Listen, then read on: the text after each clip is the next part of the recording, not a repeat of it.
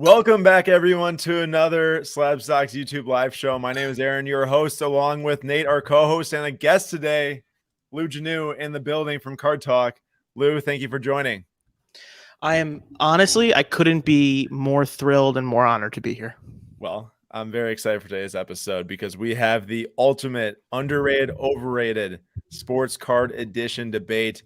And as you can see, Lou's very happy to be here on that nice thumbnail I put together. Yeah, I was going to say, you found like literally the one picture of me on Google. Do you know what that's from? It's from an article. I do know what it's from. How to take a selfie. Yeah, it was great. I mean, honestly, I learned a lot. I'm much better at taking selfies now. Shout out to Madison Russell. Oh, that's hilarious. I love it.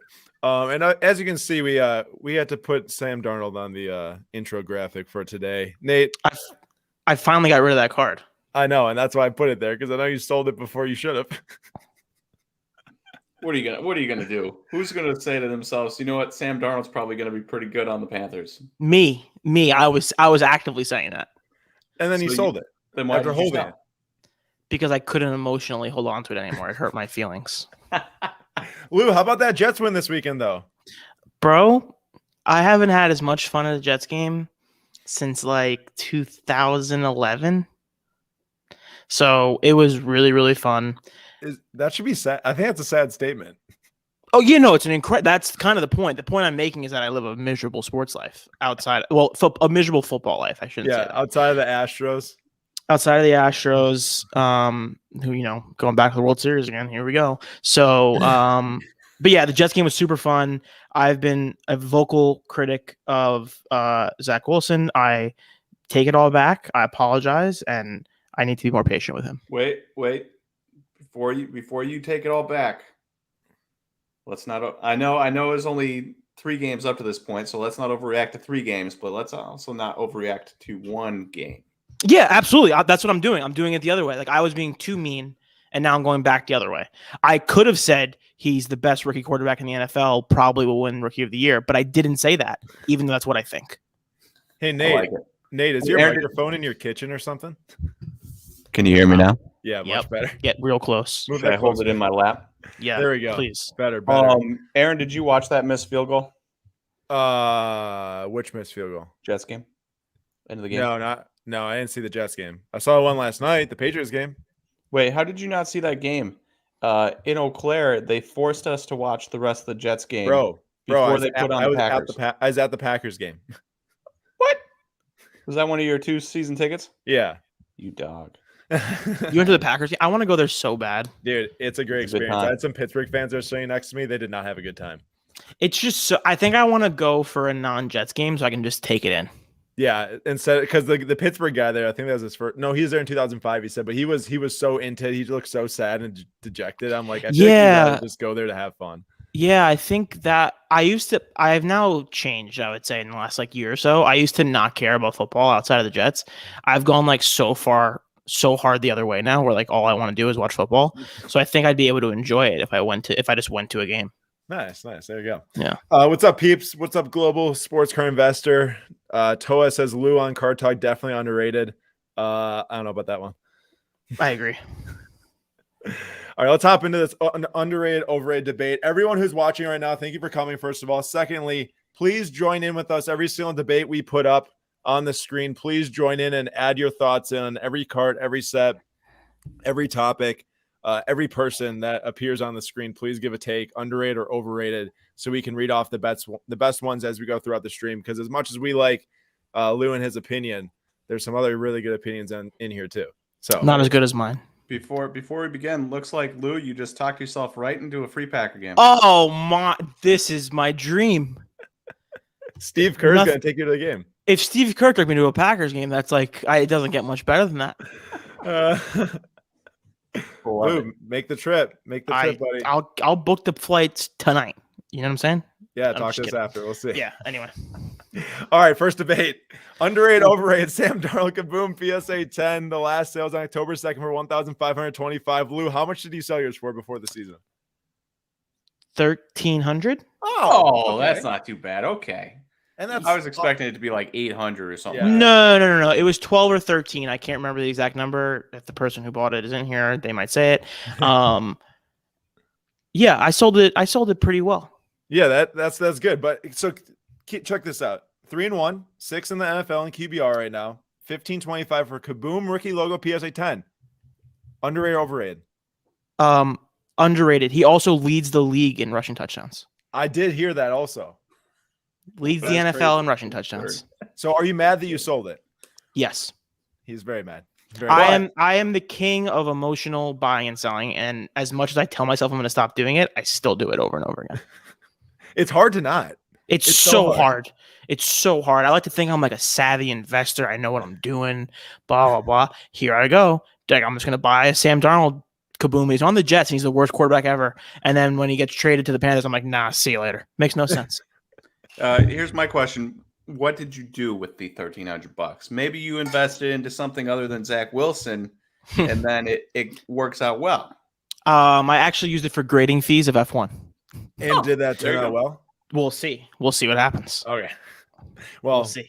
Hopefully it turns out well.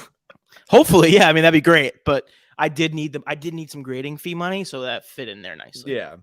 Peep says way overrated. Sorry, he's not going to be able to play up to that price over the long haul. Nate, what's your response? I mean, you're looking at a dude who played on sorry, Lou, a terribly run franchise. This is all facts. Go. And he is now on a somewhat better run franchise, and you're seeing how well he's doing. You should look at Sam Darnold like he's a rookie. That's how much time he's lost as the Jets. I don't think you can overrate him yet. I don't think we're seeing the tip of the iceberg for Sam Darnold. I think he's talented. He's talented. That's the reason he was the second overall pick, and now he has an actual organization around him to develop him. I agree, and I think 3-1's a great start for them. I know they're kind of down by like 15 or 20 or something, 14-20 yesterday to the Cowboys. End up coming back and losing by 8. Roberto in the house. What's up, man? How we doing? He's the one who bought the Kaboom, so he'll be able to say how much. There we go. I was gonna say he's the Kaboom guy. So yeah, at least the 2018 Kaboom guy. Yes.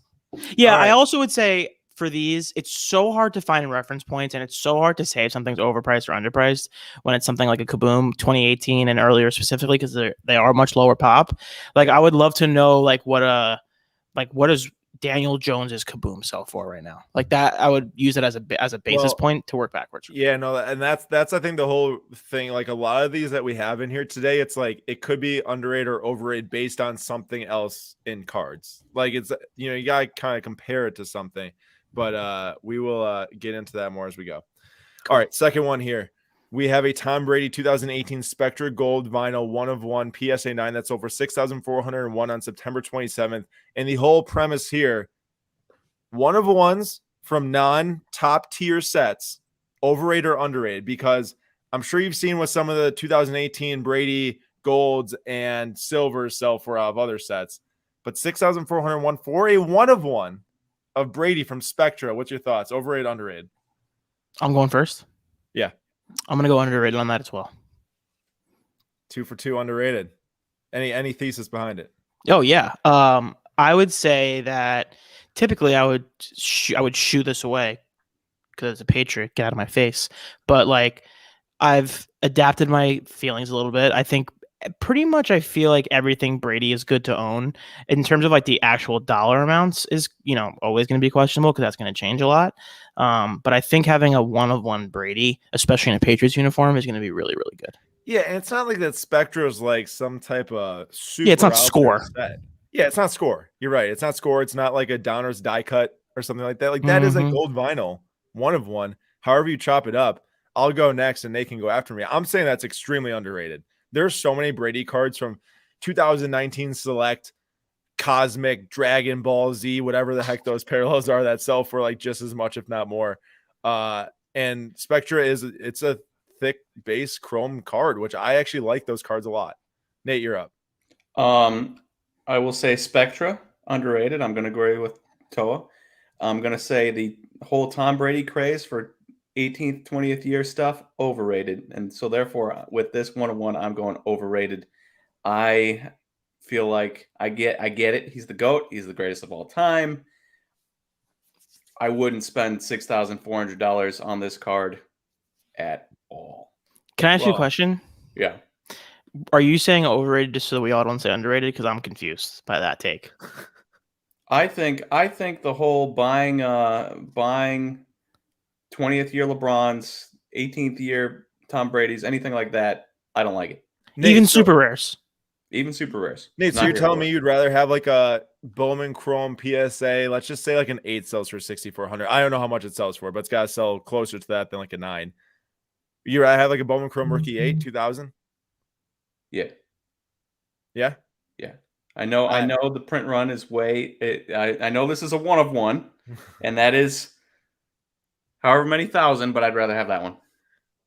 I don't even know how much it is. If someone in the chat can tell me how much is that 2000 Bowman Chrome Tom Brady rookie PSA 8, let me know. And I get that I'm in the minority because there's people spending legitimate money on this. It's just not for me, and therefore it's overrated for me. That's fair. That's fair. Not everything can be for everyone.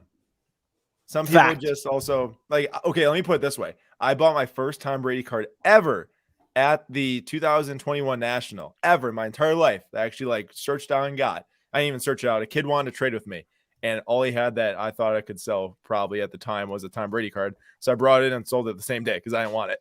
I don't like Tom Brady at all. I probably wouldn't buy the card either, but at least in terms of like the gold vinyl one-of-one Spectra thing of a GOAT, I'm in on that. All right, next debate here. We've got 2 of the most iconic cards of all time. And I bring this up in the underrated, overrated debate solely off the fact that there were cards before this of those players. For Mickey Mantle, he had the 1951 Bowman rookie. And for Yordan, he had the 84 Star XRC and the 85 Nike. Are these cards overrated in terms of how many people go nuts for these things and the money that's spent on Mantle 52 Topps when there's a 51 Bowman that was printed a year before and people can buy for a fraction of the price, I'm sure, in the certain grades that the Mantle 52 sells for? I would definitely say that Yordan is, especially in lower grades. Yep. My hesitancy is with the Mantle. Yeah, and I'm going to agree with you on the Yordan 86 Fleer because there's like 20,000 of those things that are graded by PSA alone.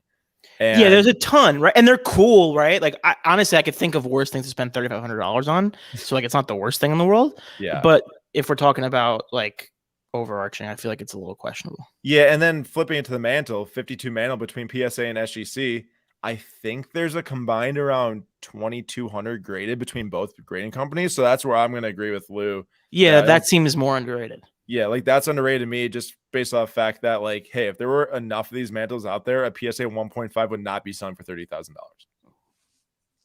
Yeah, but I see Nick Foles in here said these are iconic cards. Like, they are. But if we're talking about, like, overrated, underrated, like, there's so many Fleer Jordans, and I'm like one of the biggest advocates there is for PSA 10 Jordans. But like when you get down to these type of grades, it's like, whoa. Yeah, that's because there's 320 out of like 20,000 grade by PSA that are 10, so that makes sense, right? Yeah. But like when you look at all the other grades, it's like, holy cow, there's a ton. Nate, thoughts? Well, for starters, 1952 is Topps' first year.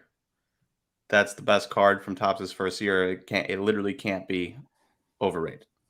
It's just impossible. It is the most iconic name in sports cards, even if Fanatics is trying to make it go bye-bye.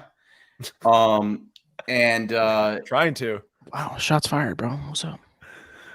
Nate, you're throwing out names here. Not a done deal yet. So definitely not overrated on the Mantle because it is the first iconic Topps card ever made, right? As for the Yordan, what year was Fleer's first year? It was 86, right? There's no 85 Fleer. No, it's the same thing. I mean, I just know that Fleer cards have been around. I don't know because they were a gum company themselves back in like the 1800s, 1900s. And they started cards. I just don't know when they started basketball. I know they had baseball cards and stuff before that. Well, if someone in the chat wants to knows or wants to just look up quick, when was Fleer's first basketball set ever made? I think it was 86 though. Because I have a weird take. Go ahead, Lou. And Nate might tell me I'm stupid because he knows baseball better than I do, and I would never claim to know baseball as much as SlabStox Nate. But when I think of Mickey Mantle, like just when I think about Mickey Mantle, I think about this picture.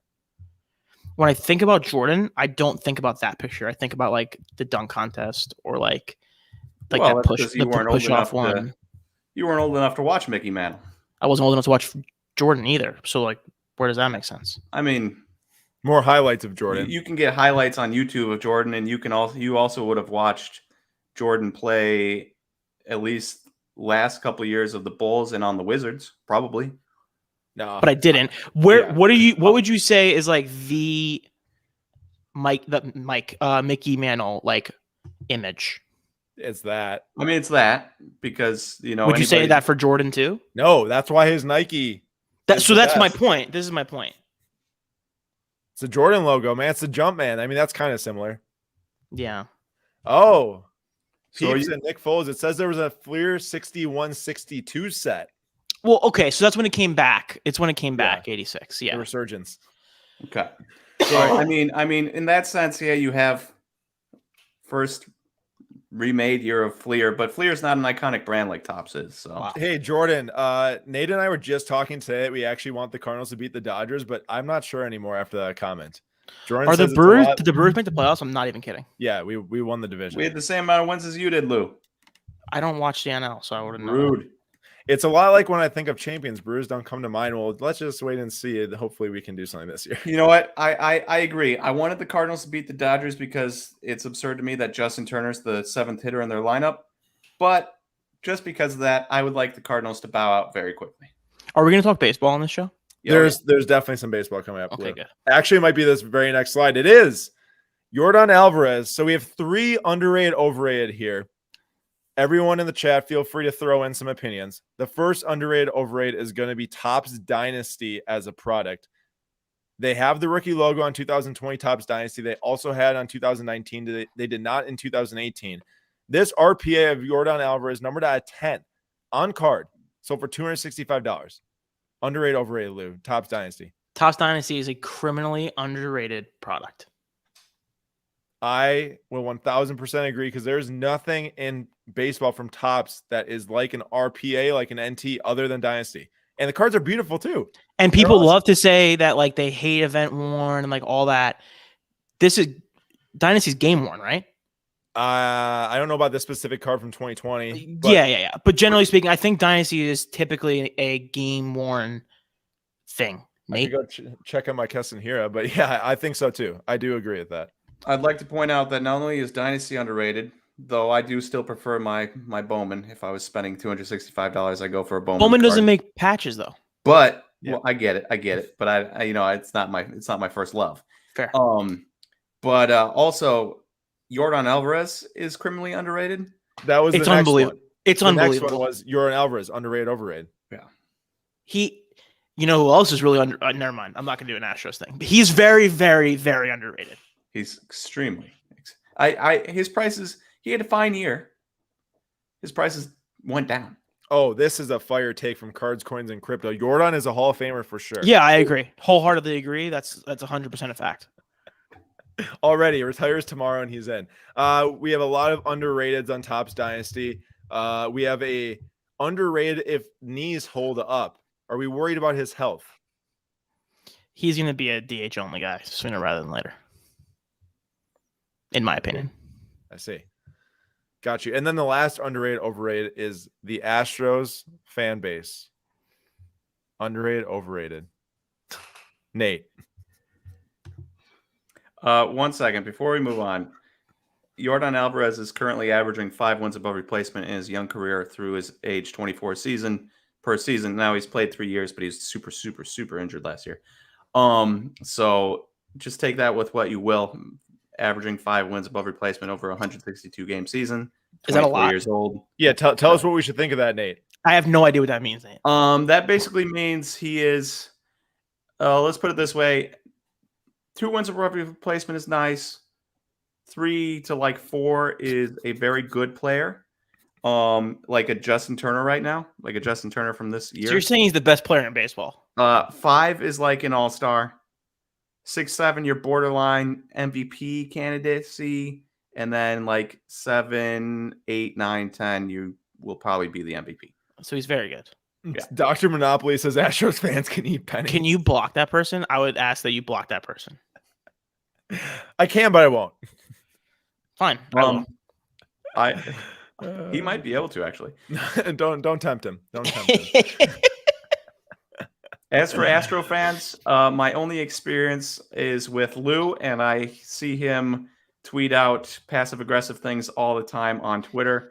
So I'm going to say they're passive-aggressive.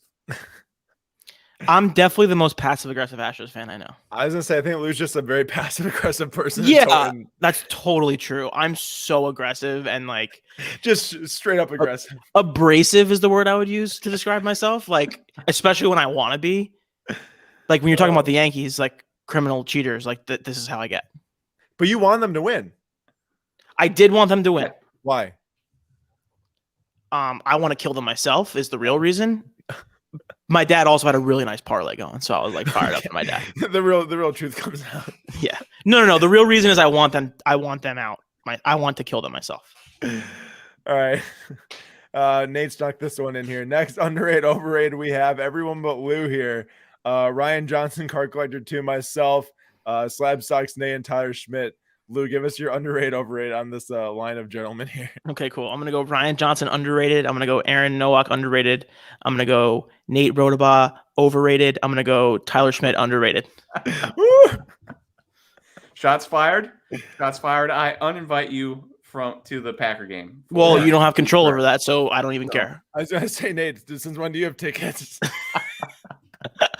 Since when do you have tickets, Aaron? Like secondhand. You don't have them at all. Neither do you. I hope your parents never take you again. Yeah, but after this, I went to my last Packer game ever yesterday, actually. Good game, though. Wait, give reasons. Give reasons. Why is Ryan underrated? For Ryan is underrated because I think people respect him for being a very smart person. I don't think he gets enough respect for how open to change he is and how uncommon that is in cards. I agree. Man's been doing everything to morph with the industry for the last 10 years. Yeah, he just like doesn't care really about like, here's how I like to do it. He doesn't really care about that. He kind of like this is what it is. I'm going to do it this way, you know? So he's good for that. Aaron, you know, I'm not sure if you've met him before, Nate, but he built this company called SlabStox. It's a really nice company, super good kid, great family, great parents. When you talk about Nate, you're talking about a guy who's like obsessed with like Bowman Chrome and like Bowman paper rookies. So like he's a pumper in that way, which is unfortunate.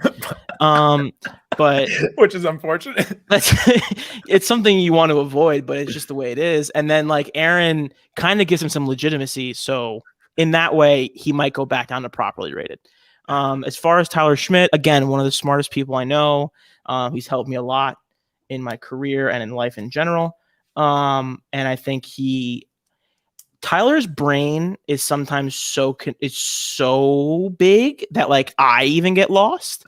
So like, like, you're like the smartest guy ever. How can you get lost? Luke? No, it's not true. Don't try to make me sound like I'm like an asshole, like a bad guy. But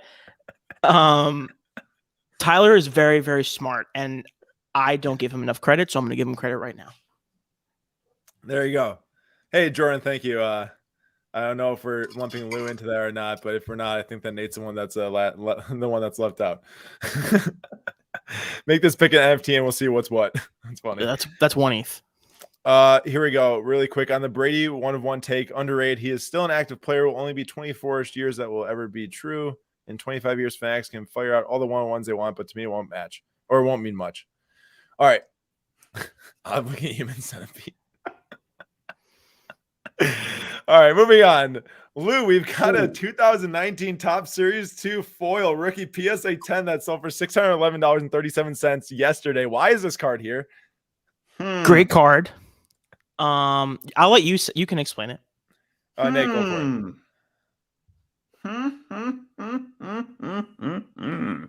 Lou,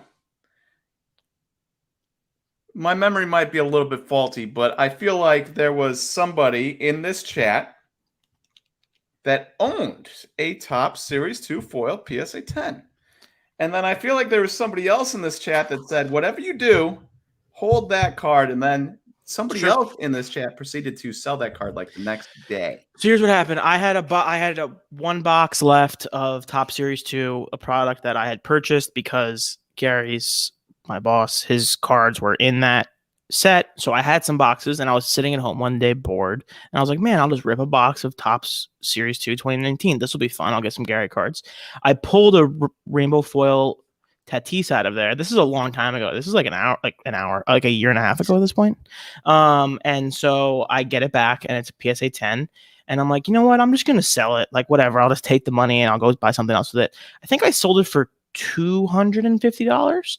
And then it promptly shot up to like $850. Dude, yeah, these are way higher than 611, by the way. You could have sold for probably close to 1,000. Yeah, I was going to say they jumped up. They like literally I sold it and then like 2 weeks later they were like, by the time it got delivered to this guy, they were like $700. So yeah, unfortunate. I think rainbow foils are underrated. I agree, man. Especially Nate. Talk about how much like damage is on those 2020 rainbow foils. Remember some of those 2020 ones? Those things were just mauled. I pulled two Sean Murphy rainbow foils, and both of them had chipping on their edges all over the place. And it's like, obviously, you know, Sean Murphy, whatever. But you know, if that's a Tatis or somebody like that, that's, you know, tough. And so you get a good grade on a Tatis or by Yordan, Alvarez, anybody like that. That's a solid card that people, I think, unfairly lump in with, you know, base, or when you're looking at Topps Chrome and refractor prices have gone down, X-fractor prices have gone down, Prism fractor prices have gone down, and they unfairly lump them in. In my opinion, these are better than all those combined. I agree, and people are like, rainbow foils are dumb, and I don't get it. No. This is one of the most beautiful looking flagship rookie cards there is. I think I'd rather have an X-fractor, though. X-fractor is pretty darn rare, so I can see where you're coming from there. At least PSA 10s are pretty rare of that. But I do love a good foil. Would you rather have a rainbow foil or a Topps Chrome refractor? Rainbow foil for foil sure. all day. I think a lot of people would disagree with you, or at least they used to, and I think that's very weird because it's a much nicer card. Yeah, well, let's see what the chat says. Hey, would you rather have a 2019 Topps Chrome Tatis refractor rookie PSA 10 or a 2019 Tatis Topps Series 2 foil PSA 10? I feel like that the Tatis foils are way tougher pulls too. You know, they make a lot of that flagship stuff compared to Topps Chrome. And I feel like that the pull rates are very difficult as well. We got a baseball question here for Nate, and we'll lump Lou into this also. Who's your biggest – Nate, do you got something to say? Yeah, 1 second. Before we get to that, I feel like a lot of it is because there's a lot of people that were into the Prism market before they got into the baseball market, and they just like the chrome finish, and therefore refractor and foil look the same. They're going to take the chrome card as opposed to the paper card. I think that's a great reason on why it is like it is. But I think that there's also a lot of people in here who collect baseball, like, Peeps and Tarek and Jerry and Jim say all foil. And then Axe says refractor. Axe, I'd be curious to see if you collect basketball as well. I mean, it's a good point that Nate brings up. But bouncing really quick to what Will said, who's your biggest underrated player in baseball? To Will, it's Jose Ramirez. He does it all, but doesn't get any hobby love. Both you two, give your biggest your most underrated player in the hobby. In the hobby, not in the game of baseball. I'd say in the hobby, based on that they're good at baseball. I'll give mine first, and Skydive beat me to it. It's Trey Turner. It's Trey Turner all day long. He finished the year with 28 home runs and 30 or 32 stolen bases. Like, he was 2 home runs away from a 30-30 season as a dude that, like, nobody projected to have power out of college. He plays really good defense. He's insanely fast. He led the league in batting average. He won the NL batting average title. And yet you can get a Bowman Chrome auto of his for under $100. Which is nuts. It's nuts. You can't get a Hedbert Perez who's barely played an A-ball for under $100. But you can get Trey Turner, a potential MVP candidate, for under $100. Hedbert Perez is the best Brewers hitting prospect, young hitting prospect. So, like, globally irrelevant, but big deal to you guys. It's a big deal to us, but not. Dude, his stuff sells pretty well, so it is a bigger deal. I'm joking. I'm joking with you. Lou, give your take. Real quick, I hate Trey Turner, right? Because of the World Series or what? Do you know what happened? Do you remember what happened in the World Series? Was it when they came back and hit the home run or something in one of those? No, that's a different guy who I also hate forever. His name's Howie Kendrick. But no, Trey Turner. There was a game. They had like a review in the middle of the game, and it didn't go their way. And Trey Turner just like threw a fit in the middle of the World Series. And like Joe Torre was there and he was like pointing at Joe Torre. It was so weird. It was such weird freaking behavior. And I don't like that guy. I'm getting close to cursing, but I'm not. You're stopping halfway through. I think that's a win. That's a huge win for me. Considering I couldn't hold Gary down in our live stream together, at least you're hitting better than him right now. Go ahead. What? Nope. Go. Oh, I was going to say, so Jim said Rafael Devers, and I don't pay attention to baseball enough to like sit here and give a definitive like most underrated player in baseball. But I will say for the last like 3 years or 2 years since Mookie Betts left, I've been impressed with how awesome he's been with a team that lost their MVP and their star player, and he just hits huge home runs. He hit that huge home run in them. That's such a clutch home run against the Nationals to avoid the 163. I love his market compared to prospects right now. And I'm also a Devers fan because people are trying to tell us, Lou, and I know everyone can have their own opinion, so I don't mean to say like someone's wrong, but the 2015 Rafael Devers Bowman Chrome auto is not worth buying because it doesn't have the first logo on it. Well, he doesn't have any other Bowman Chrome autographs. That's a silly take. That's also just like a Bowman thing. Yeah, exactly. Yeah. Like that's just a longevity. No one cares if it has a first or not, if it's their first autograph. Also, he's 24 years old, and somebody told us that was the top of how well he's ever going to do, which is the same thing I heard for Giannis from the age of 21 through the age of 26. It's ridiculous when people are like, oh, this is how, he hit 30 home runs and 30 doubles. He's not going to do any better. But that's neither here nor there. Lou needs to give us his answer. He did. What? Wait, he did? No, he didn't. I was going to say Devers. My backup answer would be Matt Olson. Oh, I jumped in line. Sorry, Lou. No, it's okay. It's okay. I was actually gonna say Devers. My backup would probably be Matt Olson, and then I'm just gonna go with an Astro because it's like third on the list, Kyle Tucker. I think Matt Olson is very underrated. I think he plays on the West Coast, so a lot of people don't know who that guy is. But he's a very good player. I don't know this off the top of my head, but if I had to guess, he's probably very highly rated in WAR. I just think that guy's underrated, and I think he plays for a really bad team that's run poorly and is full of losers. But if he was on the East Coast, athletics, dude. Losers. If he played for like the Yankees or the Red Sox or whatever, like he'd be a much more popular player. Oh, I feel like that's like a lot of different MLB players. But that was run poorly from a business standpoint and not a on-field standpoint. I would say both. On field, they've been great, and they were not really great at what? They had like 88 wins this year, and their payroll is always minuscule. They won a Mickey Mouse AL West championship. Doesn't count. They had 88 wins, and they didn't make the playoffs. Congrats. Bro, your players bang trash cans. Yes, that's correct. So did the A's. They're just not as good at it. Yeah, it's a Mickey Mouse AL West. Like it doesn't count. Like the COVID year doesn't count. That is true. I mean, there were a lot of players that didn't play well. Okay, so it's a Mickey Mouse championship. That's what I'm saying. Wait, back to your Kyle Tucker thing. Remember on that guy? This is a very classic example of dudes that like don't play well right when they get called up, and then people start hating him like crazy. Like Wander Franco, who is now going to be one of the best players in baseball for the next like 10 years. People were like just saying this guy's a total bust, and now he's just set the record for most on base and stuff. Nate, Lou, I know you love this take from Brett. Eloy might be one of those guys. He's got a chance to showcase his bat and make an impact in the playoffs. Yes. I'm all aboard Eloy. It's unfortunate. I've been aboard the Eloy hype train for a good long while, and then he injured himself, and it was disappointing. But consider me still aboard the Eloy hype train and ready for him to steamroll whoever he faces in the AL playoffs. Do you think the White Sox win that series? Because I'm kind of 50-50. Hard to say. Bazooka's Tom agrees. It's hard to say on any of these teams. It's pretty much like any team could win outside of like the Dodgers, who are impossibly good. They were impossibly good before they got Max Scherzer and Trey Turner, and now they're more impossibly good. Yeah, that's crazy. Not worried about them. Bazooka Tom is in agreement on Kyle Tucker. Lou, I have a question for you. I have an answer for you. Go forward about 4 years. Jose Altuve is close to retirement. Gurriel is close to retirement or retired. You have Carlos Correa gone. Wow. Alex Bregman is let's say he's gone, and you have what's going on? Let's just assume he's Your gone. team's just done for, bro. He has like 5 more years on his contract. Okay, go. I get it. Let's assume for the sake of this. Yes. And you have Kyle Tucker and Yordan Alvarez. Who are you choosing as the face of the Astros? Yordan. I think he's way cooler. You think? Yeah, Tucker's cool. His swing is wild. He the way he swings the bat just like confuses me. But I think Yordan hits like cooler home runs and is just like generally a cooler person. Is So Yordan a Jordan athlete? I don't know. I thought he was for some reason. Sometimes I have helps no with idea. popularity.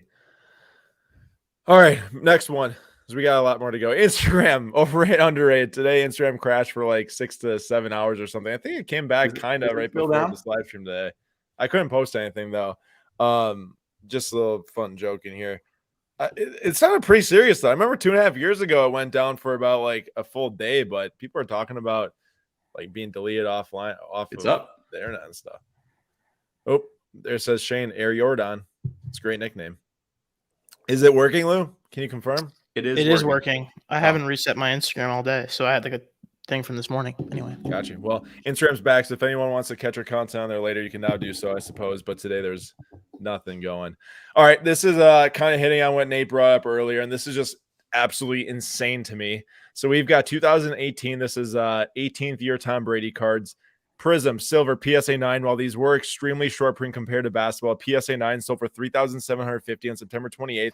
And the day before, a white sparkle, which is like short print of 20 or less, sold for $1,550, non-graded. Keep in mind. Just thoughts on this in general, Lou. To me, this says two things very, very, very clearly. And I actually want to talk about it on Card Talk tomorrow. So, tune in Wednesday for further thoughts. But this just continued to me. This speaks to two things. Like I said, number one, PSA, the value of a PSA slab is immeasurable, especially in situations like this, where of course the silver is short printed and blah, blah, blah, blah.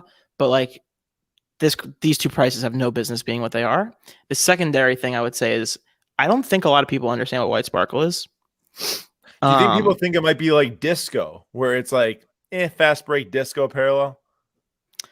Not only do I think people think that, I think that all the time when I'm scrolling eBay. If I scroll by a thing and it looks like something else, there's too many parallels, dude. Like it's like I don't know what's going on. Like fast break disco, like laser, like it's enough. And Nate brought that up to me before the stream also. He's like, silver. People go nuts for their silvers, especially in 2018 when there's probably, a handful of them printing compared to basketball and compared to 2019 silvers and everything. Now, also, I think that the price 2018 Prism Silver PSA 9 is insane at $3,750. Anyone in the comments, let us know what you think on these two sales right here.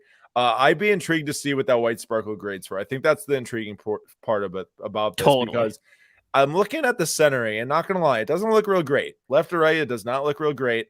And top to bottom, it also doesn't look real great either. So if that thing were to grade like a 7 or an 8, like maybe, yeah, but like I don't know. I love rarity, and it's hard to pass on a white sparkle for that price.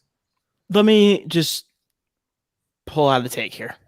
The Tom Brady's 2018 Silver Prism population total is 21. There's 11 graded. Yes, there's 11 10s and 9 9s, 1 8. Okay. Yeah. So white sparkle, there are 8 10s, 4 9s, and 1 8, and that's it. Wow, so it's pretty comparable. They're actually pretty close. The population is decently close. I still think you make the argument that white sparkle is generally speaking a more sought after thing. Yeah. The other side of that argument is like people love, like you were saying, people love silver prisms, etc. So it's not as far apart as we think. But right. And the next question is, should people even care about these 2018 Tom Brady cards? I mean, we can't tell people what they can and cannot care about, but in your opinion, Lou, do you care about a 2018 Prism Tom Brady card? Or can you reason to why people would care? I can reason myself there. Off the top of my head, I can't picture buying a PSA 9 Tom Brady silver for myself. Yeah. But I can see how people get there. I've learned to not take my initial perspective as like the correct perspective. Yeah. I mean, everyone has a different way to look at it. And when you get Brady collectors in a room together and there's only 20 to 25 PSA slabs of a silver, there's no saying what's going to sell for. Wow. And PSA 7 rookie cards from Bowman Chrome, the last buy now, sold on September 20th for $2,500. You know, there's a lot more bone crumbs, like we've been saying, than these types of cards out there. But also, there's all the other years of silvers, all the other years of hypers, and whatever other parallel you can come up with. So it's a difficult situation to make decisions on, I guess. I guess the other thing I would say is like, well, why else is it that much? Like, do we really think that people are pumping Tom Brady silvers? Like, is that what's happening? The only way that people would do that is if they own like tons of the other ones that are not as high or that are way higher population, they can move more of them, and that's a chance, because I did see some people post their story like, well, what about the 2016 and the 2017 and 2019 now that the 2018 is like way up there? So you never know, man. People can create storylines off of anything, really. Totally. But I think at that, I also like, I think you can always make the pumping argument when you see a price that you feel is out of whack. But like when you're talking about a card, like we just did the numbers, like I have a hard time believing that people are like actively pumping this card. Yeah, but like maybe I'm wrong. I guess let me put it this way. I was like buying and trading 2020 Prism Color Blast cards of like Mason Mount, Greenwood, and Grealish, and one more player I can't remember, in the range of this card right here for months. That makes this seem way cheaper. And that's because there's like 10 or less slabs of each, like, and I don't think those are pumped either. The Color Blast Stalker, I don't think they were. I was collecting them and trading with other people. But I guess my point is that's just a roundabout way to say, like, when you have something that there's like 20 of, it's a very easy way to reason to people wanting it. Totally. Like, yeah. I learned that with my Aaron Ashby the other day. Did I not, Aaron? Nate did. And you all will hear it more in a video to come later. Yeah.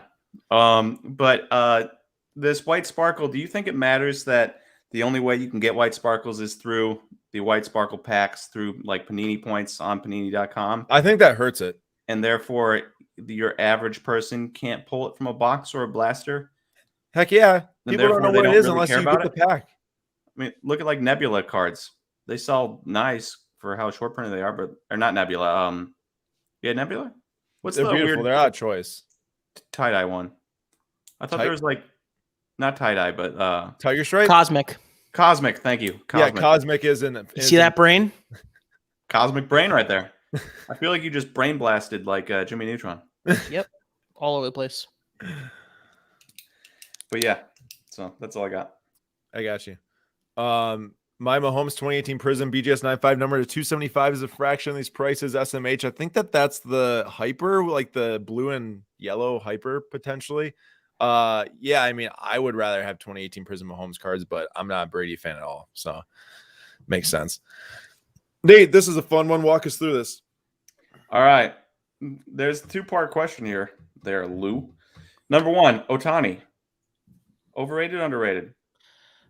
I'll never say another bad word about Shohei Ohtani as long as I live. Like, I made the mistake of being like, hey, maybe 3 months is not like how you judge a person's career, but he had an unbelievable year. So I will say Ohtani is properly rated at the moment because I would love to see what happens next year. I like it.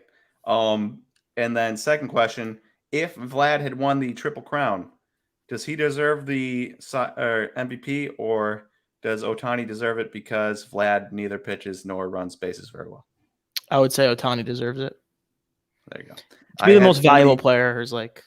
I'm glad you agree, because I had so many people that are like, oh, yeah, but Vlad Triple Crown. I'm like, so? I'm like, the Triple Crown is usually an MVP winner, but you don't usually go up against a guy who hits 46 home runs and also throws a 3.3 ERA in 130 innings. You know what's weird though? Like, baseball has a pitcher only award, but they don't have a hitter only award. They have the Hank Aaron award. Yeah, but like, we're not talking about the Hank Aaron award every year. Nobody No cares. offense. Yeah. So Hey, like, it's my guy, Hank Aaron. yeah, like no offense to Hank, but like ultimately no one really cares about that. So it's kind of a tough spot where he kind of like broke the system, because you can make an argument that like he should be judged on the merits of each side and only be eligible for each side of the award. But if there's not a hitting only award, then it's not fair. Yeah. And is it's an true. interesting situation. He was not the best hitter in the league. Might be a top 10 hitter, but he wasn't a top, he wasn't number one, and he was not a top 5 pitcher in the league.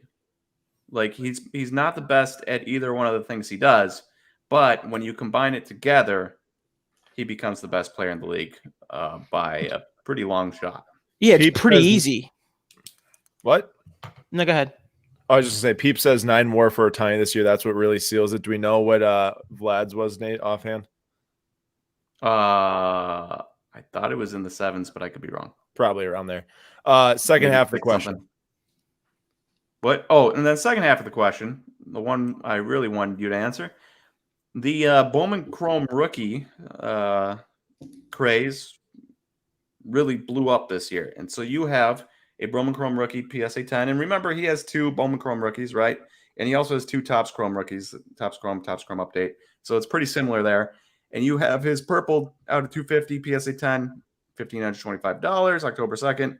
And this one was like a month earlier, but $1,500 for a purple PSA 10 out of 299. Where do you stand on the Bowman Chrome rookie market, and should it be as close as it is to the Topps Chrome market, or should it be ahead? So this is another weird thing where Ohtani is just breaking the system, because I would typically say Bowman Chrome rookies. I don't get that whole thing. I don't get why people like those cards. When people were telling me that they were selling for so much money, I couldn't figure it out. Yeah, wait, really quick, just for people who aren't baseball collectors. So normally the Bowman Chrome with the first logo, the prospect cards are superstar after ones. These are released once they're rookies in the MLB with the rookie logo, like their Topps rookies. And in the past, no one used to care about these cards, like at all. No one. No one. So so typically I would say like I don't care about that, and the answer is easily the Topps Chrome. But then as we're talking about it, I'm looking at it. It's like there's going to be people who want the first time he's hitting. There's going to be people who want the first time he's pitching. There's going to be people who want, you know what I mean? So like he has so many different, because he's so weird as a player, he has so many different avenues for people who want to collect his cards that like I kind of think it's fair for both to be around the same price. I like that. I like that a lot, because Thank you. I've never actually thought about that, where you're like, I love Ohtani as a hitter. You look up to him as a hitter. You don't really want his Topps Chrome card where he's pitching. Hey, this is how much people didn't care about Bowman Chrome rookies. I doubt he might be talking about Ohtani specifically. This is probably just like the other guys, like a Kyle Tucker. I was throwing them away when ripping, LOL. And that is very true. Man, how many Bowman Chrome cards do you pull that were rookie logo that you can just shove in a box, a drawer, or whatever, and not care about them at all? Because there's a lot of people that did that, and that's why I think you probably see a lack of these graded. It doesn't mean there's a lack of them in production, in circulation. There's just not that many graded, which has led to the pop being so much lower. So then you see that like $1,000 base PSA 10 Bowman Chrome of Ohtani hitting. That card makes no sense to me. I can't understand it. The base Bowman Chrome like that one when it's $1,000. Yeah, it's so weird, but it kind of makes sense in terms of, it doesn't make sense in terms of the number. I do think the number is probably a little too high, but I can also rationalize it in that like it's the first time he's hitting, it's the first time he's like that kind of. And he doesn't have a first prospect logo too. That's the other thing. It's so unfortunate that he doesn't have that. Yeah. He does have the 2017 World Baseball Classic Mega Box card. Yeah, but that's name spelled wrong. Yeah, his name's spelled wrong. Do you care about that? I think it's kind of funny, but gotcha. Well then, Lou, is it safe to assume that you're overrated on Bowman rookies? Globally. In terms of like general between these two, how about that? And everyone in the comments too, sound off right now, please. Which one do you choose? Bowman Chrome Purple PSA 10 or Topps Chrome Purple PSA 10? Both are on the same value. I would probably pick the Topps Chrome because I think it's a nicer card. Nate, it's weird how close it is. Actually, it is. I mean, I feel like my heart wants to go with Topps Chrome, but then I look at Topps Chrome prices lately, and they're. I mean, especially, I guess, 2021 class, they're trash. The trash prices compared to, what Bowman cards are fetching. And I just feel like people are starting to veer towards Bowman more than they are Topps Chrome. We've got a lot of Topps Chrome comments down in the comment section. Aaron, do you remember, actually, probably Nate as well, do you remember when I was asking you guys why people like Topps Chrome baseball over Topps flagship baseball? Yeah, I mean, there's plenty of debate 2 years ago, and people were going nuts for either update or for Chrome. I mean, Nate can't talk to this, dude. The amount of times that's flip-flopped in the past 4 years is ridiculous. People would go all in on the update rookies, then they'd be like, no, the Chrome rookies. No, the update rookies. Yeah. I've never understood it because it's like I just thought flagship was like clearly better, and people were like, "You're an idiot," and I was like, "Okay," and then I never talked about it again. Well, I think it's the same thing that happened. You got collectors that started in football and basketball coming to baseball, and they don't want a paper card. They associate Topps flagship with probably Donruss, and they'll look at Topps Chrome as Optic. And let me tell you this. I think for a while it was Topps Chrome is cool. Topps Chrome is the thing. You know, people wanted the Topps Chrome update Yelich. But once Mike Trout's rookie, his update PSA 10 paper reached like 3-4 grand, 2-3-4 grand, people were all in on the update train. And there were people who, like, I'm sure didn't understand the difference between Series 1, Series 2, and update. And they would just write off any rookies in Series 1 or Series 2, no matter who it was, because they didn't have an update rookie. And they didn't really understand maybe what updates. Yeah, that's crazy. Because I bet you there's people out there that didn't buy 2019 Series 2 Tatis because of that. Yeah. Yeah. They bought update Tatis Also, because they just thought it was a separate, like its own special thing. Fun fact, Lou, I don't know if you ever knew this. I only just found this out like a month ago because someone posted their story. Do you know that Fernando Tatis's dad had the exact same pose in his exact same card in like 2002 Topps? You're lying. Have you ever seen this? No. I'm sharing it right now on the computer because I could not believe when I saw this. I'm like, I now understand why he has a horizontal card. Is that the reason they did it? Mm-hmm. 99.99% sure. Oh, that's so cool. Dude, it makes the card so much cooler. Here we go. I'm going to share it right now. You're about to just be in awe. I can't believe I didn't know that. I didn't know it either. Check this out. Here we go. No way. Yeah. Now, Aaron, get us a Tatis card just for kicks and gigs. All right. Oh, that's so cool. I know. Now get that PSA 10. Get the Tatis PSA 10. Set up a little display. Well, Nate, like, here we go. Just make it work, Aaron. I'm making it work, guys. Don't worry. All right. So you saw that one. Yep. And now we're gonna see ingrained into my brain. Yep. Wow, that's so cool. That's awesome. I wish I knew that. I wish I knew that. I love it. I didn't know it until like a month ago. Someone posted. I can't remember who posted it, but I was just like so shocked. I was like, that is like, I got kind of like goosebumps when I saw that. You remember? You just saw my reaction. I was so excited. Yeah. You remember the uproar when Tatis had a sideways card and everyone's like, "Oh, this is going to detract from his value long term because it's sideways and people only want horizontal." Yeah. If I was a huge baseball fan, I had like a bunch of Tatis rookies. I go buy a $2 Tatis senior card right away on eBay. 100%. I'm definitely gonna buy one. It's so cool. You look at JR Stacks right here. Now I want seniors card in a 10. That would be a sweet PSA 10. That green border card. That is so sick. All right. We have got not a whole lot of time left, but we're gonna make time for what's necessary. And we're just gonna start ripping through these things, okay? Because this was kind of, I think, up to our point of like really debates we want to hone in on. Now we're just gonna go a little rapid fire. I'm ready. Okay. Bad time to bring up rapid fire. We got Formula One Sapphire PSA 10 Lewis Hamilton. Lou, give me a synopsis really quick on why this card's trended down 27% while Formula One boxes have seemingly got hotter than ever in the last 2 months. Also, I'm not in a huge rush if you are not. So I'm good to hang. No, I'm good. I didn't know if you had to stick to the schedule. No, we'll hang. I'm down to hang. All right. Why do I think this card has gone down?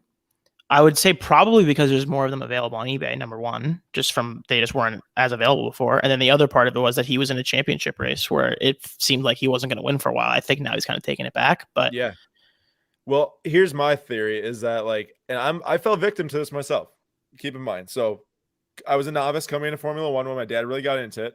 And I knew that Sapphire cards were extremely tough grades without understanding how tough of grades the color was versus the base. That's a great point. It's extremely different. Extremely different. It's not even close, actually. You know, at first I thought that all of them were tough grades. Well, Sapphire, while the 10s are not like insanely plentiful, like a Luka Doncic, like they're going to be there. I still think they're going to be sought after in the future. The Sapphire 10s of Hamilton Verstappen. Great. there were a lot more that got 10s over the last 2 months. So I bought Verstappen at like $1,300, which isn't like the worst buy in the world. It's not like the worst, but they're definitely around like 11 now.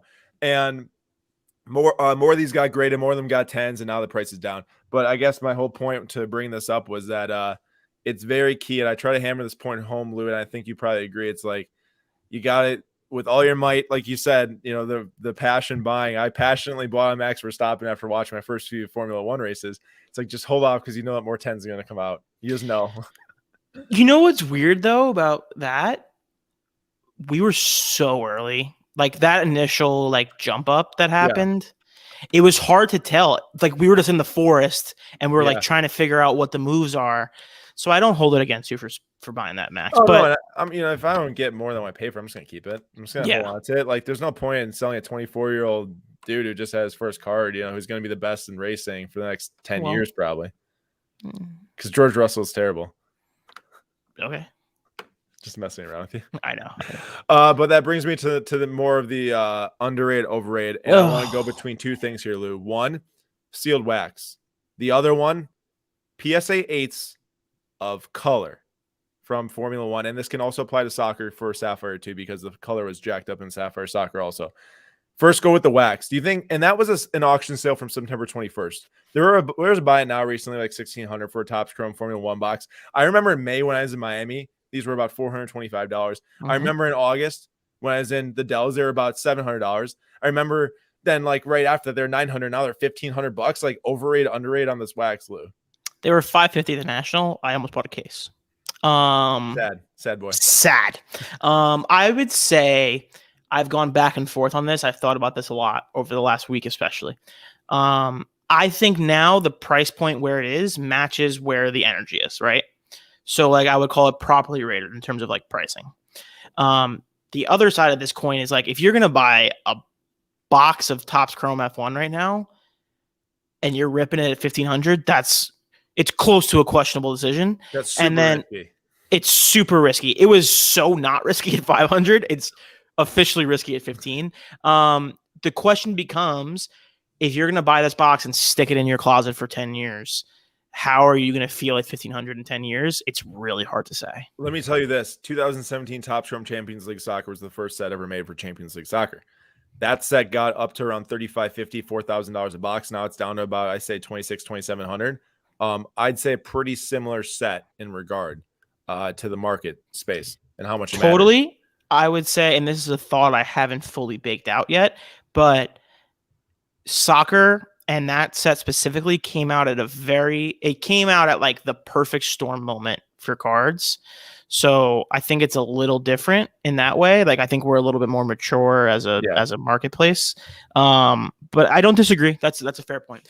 And then also anyone in the comments right now, sound off overall in Formula One, since I know not that many people might be completely into Formula One. Just let us know if you think it's overrated or underrated, and seeing these prices, comparing it to different marketplaces right now as Lou's flexing his George Russell base cards. Settle down. That's a refractor. Settle down. That's a refractor and a 70th. Oh, wait, really quick. We got the GOAT U.S. Soccer Breaks Austin in the house. Good to see you. Buddy. He's got some insane stuff. Lando Norris, Super Fractor Auto. Lou, how jealous are you? Incredibly. So actually, wait, that was my last point about the wax. Hasn't like a lot of the one-on-ones been pulled already? Yeah, I haven't seen the Verstappen Super Auto 1-of-1, but I did see the Hamilton. So that'll hurt the wax long term, I would think, right? And we were talking about this on Nate's post. Nate, do you? Oh wait, no, not in Nate's post. That was maybe in like our group message or something with Dave's Cards 32. Is mentioning like I don't get why. Oh, it's about the Mahomes wax. It was on my Mahomes NT case post where he's like, I don't get why wax doesn't go down value when the expected value goes down because the better cards come out. Yeah, it's like a weird line to walk. Yeah, Nate, you had something to say? Yeah, I have a quick question. Lewis Hamilton's pretty old, right? He actually is. Yeah, he's like 37 or something like 36, that. 36. Yeah, 37. So he's going to retire at some point, presumably. And in theory, what? In theory, yeah, you would think. And along with retirement, Netflix Drive to Survive is eventually going to end. One would assume. And so for me, infinity episodes. Yes, perfect. well, then this point means nothing. But I know for what you're me, getting at. Go ahead. once the biggest star that F1's ever had, and the biggest thing that ever happened to F1 ends, which is the Netflix show, I think a lot of people's interest is going to wane drastically. Bro, you don't wake up to watch these races. There's a lot of people that do, and they're exciting. Yeah, Nate, I would tell you, like, I 100% agree with you. I think it does have an impact. Yeah, I agree too. The two things I would say is I think we have at least 4 more years of Lewis and the show, at least. And I also would say that hopefully in that time where there's all this increased viewership and like week over week, they're getting more and more viewers on F1 races. Like ideally it matures itself to a point where it doesn't need Lewis to sustain that high level. Yeah. And not to mention, I mean, you have guys like Lando, George, and Max Verstappen all going into their prime right when he's might be on the way out. I'm not saying I agree with my take. I was just trying to be contrarian. It's an interesting one for sure. And then it's also weird how this might be a bad thing to say. There's a thing about the way that like F1 drivers and like F1 fans in general like take care of their sport. Like the way that George signed with Mercedes for the final years of Lewis's career is like a very interesting move to me, to where they're like, George is the next guy. You know what I mean? Maybe I'm wrong about that. I kind of feel what you're saying, but I might just not be educated enough to fully understand how you're saying it. I will say we had 2 comments in a row back to back that said Michael Schumacher is so underrated and Mike Schumacher's grid is so underrated. Back to back comments like at the exact same time. Lou, what do you think about that card? I have not touched that card. I've heard it's a very good card. I've definitely seen the prices on it, all that stuff. I think it's like kind of like junk waxy is kind of my perspective, so I've stayed away. Yeah, I like shiny. I like sapphire. I like Topps Chrome. I like autographs and stuff like that. We won't spend as much time on this topic, but I'll just give my take, and Lou, you can go after me. I think that the PSA 8 market for these things are so underrated, bro. I would be buying these things for less than non-graded prices all day if that were the case. I think 7s are underrated all day of the week. I think 7s are underrated too. Yeah, I think so too, dude. I think that a raw should be equal to 7 or lower. Mm-hmm. You have the same feeling for Topps Chrome Bundesliga? Sapphire what do you say, Nate? Do you have the same feeling for Topps Chrome Sapphire Bundesliga? Yeah, and that's why I brought this up too, is because I feel the same way about Sapphire Bundesliga. If I see a Jude Bellingham gold out of 50 PSA 8, that's a good grade to me. I like that card. You know, like I think that people need to, and this applies to different years as well of just cards and condition. It's not just Sapphire or F1 or Bundesliga, but you always got to know the set. You can't just apply 9 stink, 8 stink, 7 stink, you know? And Nate brought this up with me earlier, and I don't think we got one in here. But it's like the same thing with Fernando Tatis foil. What do you say? It's the same thing we covered with the foil earlier. Yeah, and I think that Nate was bringing up earlier. It's like, dude, I see all these high-end RPAs and PSA 7s, or BGS 8.5 cases. And I'm like, why are these things selling so low? To me, it's the same way. It's like, dude, if that's a thick National Treasures card, I've gotten cards that are just mauled of NT. Like the corners are just mauled. Seriously, like peeled back, fuzzy, edges chipped, like especially Noir too. Noir has got some terrible quality control. I think that buy the card, not the grade, is underrated. Still, yeah. As much as you hear a lot of people say it now, I still think it's underrated. I see a PSA 7 F1 card, and I see a BGS 8.5, and I see a PSA 8 F1 card, and I see a BGS 9. It's just what I see. So I just want to crack them. You want to crack what? I just want to crack every PSA 7 and PSA 8 because and make them. Dude, BGS treats the edges like cake. Well, it's not even that they treat them like cake. It's that the subgrades allows you to give it a higher number. True, because you can get a lower subgrade and the rest can pull it up from there. If everything's a 9.5 and then it's a 7.5 or an 8, like you're still okay. Yeah, because PSA just looks at that one flaw and like this one flaw makes it so bad that it's a 7 or an 8. It's heavily eye appeal dependent. Yeah, I totally agree on that. All right, we'll move on. We got Nate's little take here. Bill Belichick. 1981. Wait, is that 81? No, 91. Sorry, 1991 Pro Set PSA 10. 775 was the last sale on September 13th. Nate, give us what your question was here, because I know it might not have been the exact card. Oh, it had nothing to do with the card. In fact, when we started this, I thought we were just putting up cards so people had something to look at, but we were just going to talk about the player or the person. And then I found out very quickly that we were, in fact, going to talk about the cards, which was news to me. So why would that be news to you? It's SlabStox Sports Card Trading. I know. And Lou from Card Talk is on it. Yeah, but I thought it was going to be like, hey, Sam Darnold, overrated, underrated. Oh, He's underrated. Okay, That's a fair point, know, Nate.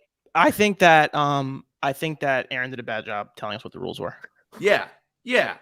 And he Yeah, should I'm no trash. longer have to go to Packer games. I will take his spot. I might be overrated now. Correct. All right, but go ahead, Nate. What's your question here? So my question is Bill Belichick, overrated, underrated, without Tom Brady. These last 2 years, it's been a little rough. Obviously, the Buccaneers only won by 2 yesterday, but I want to know was awful. You as a Jets fan. Buccaneers are trash last night. Yeah, but they won. It's because the Patriots are trash. If Tom Brady was on that Patriots team, they would probably won by 2. That's what I'm saying. The Jets are in second in the AFC East. I want to know what you think as a Jets fan about Bill Belichick. As a Jets fan? Well, as a Jets fan first, and then as a Jets fan, I hate him, and I hope that nothing good happens to him for as long as he's alive. That was just brutal. But as a person, I think that the Bill Belichick story and the Tom Brady story is the most interesting sports story of my lifetime, and I think I'll think that for as long as I live. And who gets more credit? Would one be as good without the other? How does that all look? And that's why I think the next 3 years of the Patriots is going to be very interesting. For how people view Bill Belichick, because I think typically when you get to Bill Belichick's age, his age and accomplishments, your story is pretty much written. But I think there's this weird thing now where with Tom gone, and it's all right, Cam Newton, Mac Jones, whoever else they get after Mac Jones, because that guy stinks. It's going to be interesting of what is the final narrative on Bill Belichick look There's like? no question that Lou just ruffled tons of feathers from people watching this show who just said Mac Jones stinks. Yeah, I mean, anyone who thinks Mac Jones is good, I got a bridge to sell you. But the thing about Bill, and I actually don't know, I didn't know this until recently. I think he low key was about to get fired by the Patriots before the Jets decided to ruin Drew Bledsoe's career and bring in Tom Brady. So if that's true, and then this is bad for the next few years, kind of goes down as one of the more overrated guys of all time. I have a question really quick though.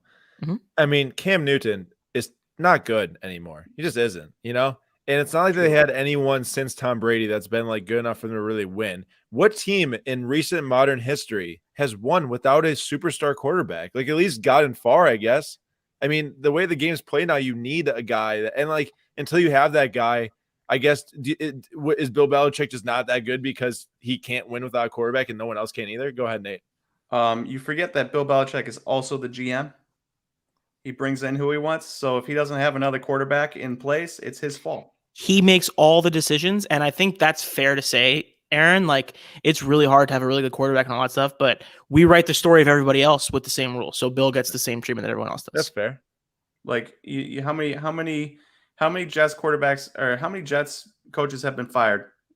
Dude, Rex Ryan was a great coach. I don't care what anyone says. Rex Ryan was a great coach. They got to 2 AFC championship games, right? With Mark Sanchez. That's tough to do. Yeah, Mark Sanchez, the most underrated player of all time, according to Lou. Fact. That's a fact.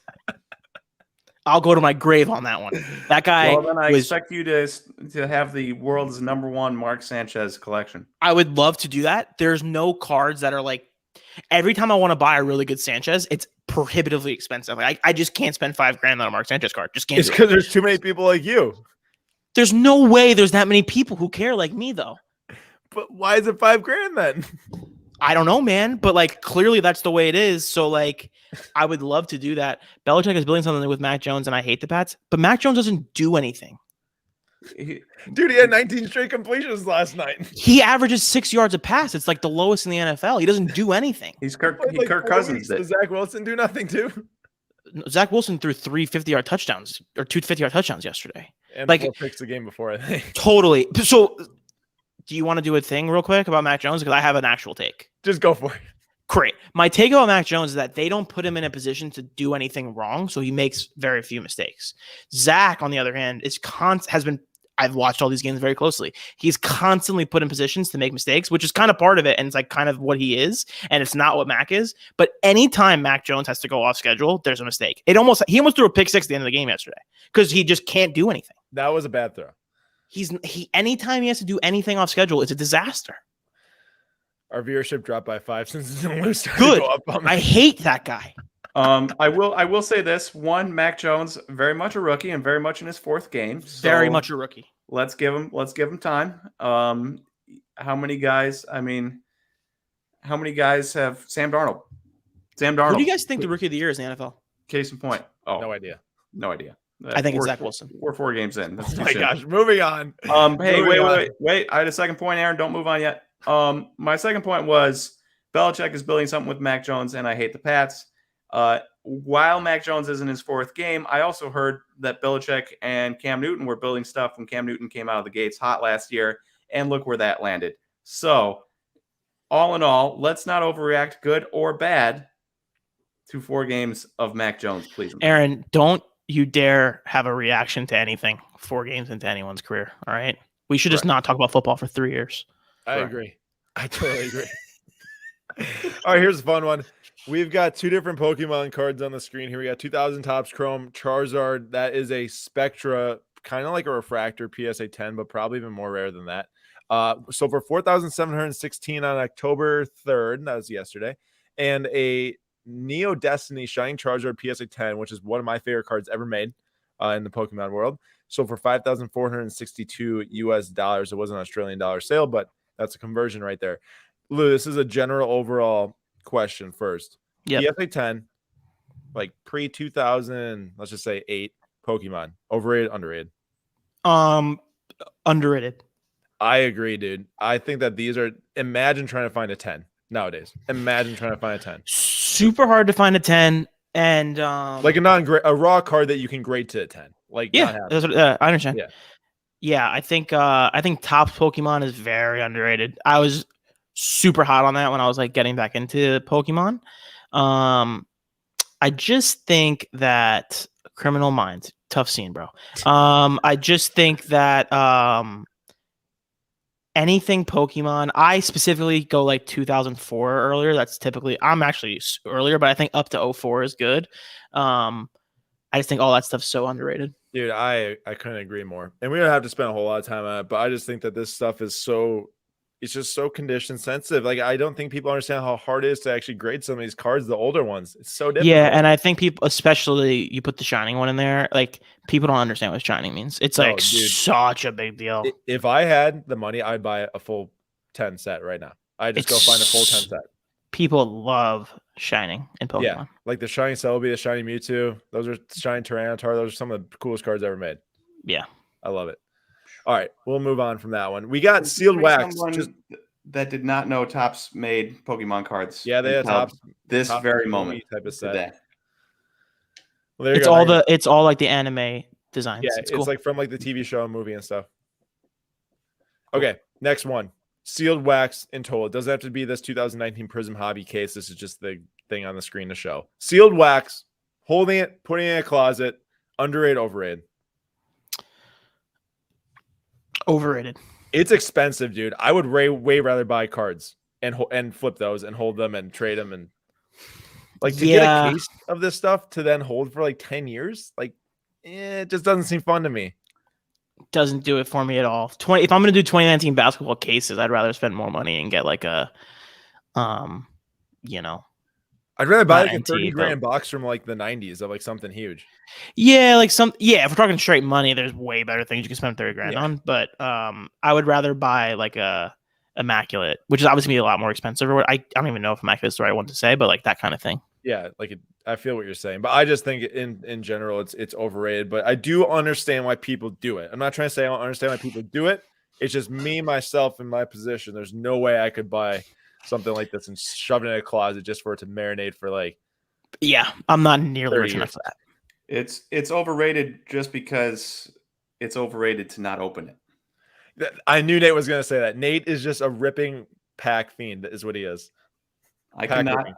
Lou, for reference, I bought a Topps Chrome Sapphire 2019 Topps Chrome Sapphire box from a hobby shop, $170 all in. Ripped it, hit a Vlad Jr. Felt good about it after Aaron let me know that it was expensive. Went and bought another box. Held on to that box for 2 months. Walked past it every day. Did the Lord's work for 2 months and did not open. It was beautiful. And then one day I just couldn't handle it anymore. It had only gone up like $20, and I opened that bad boy. And now they're like $1,000. I shouldn't have. I totally feel that. What was in there, Nate? A Dakota Hudson Green auto, number to 50. Tough A scene. Michael Kopech Topps Chrome Sapphire, which is actually currently at grading. And it was at least like a PSA 10 was like $100 card at one point. So, between that and the trade-in value I got from Brewtown for the Dakota Hudson, I'd at least get close to getting my money back. And then like a UC Kikuchi Topps Chrome Sapphire. Big card back auto. in the day. Or not Huge auto. card. Yeah. I have officially put all of I see what you're doing. I have all of my wax in like the corner of my extra room. Oh, so you have wax, Me? Oh yeah, I have plenty of wax. but it's overrated. Rip it. No. Just sorry. I thought we were talking about this specifically, 2019 basketball. No. In general. Oh, I think wax is so underrated. Okay. It all I changes. love holding. Sorry, I saw the price tag and I got scared. Yeah. We won't spend too much time on it. I understand what you're saying, Nate. I had to like go run and like hide all my stuff for myself. Otherwise, I open all of it. But I do think it's a good idea to hold it. But really quick, is it a good idea to hold 2020 product to now? Depends on the release, but probably not.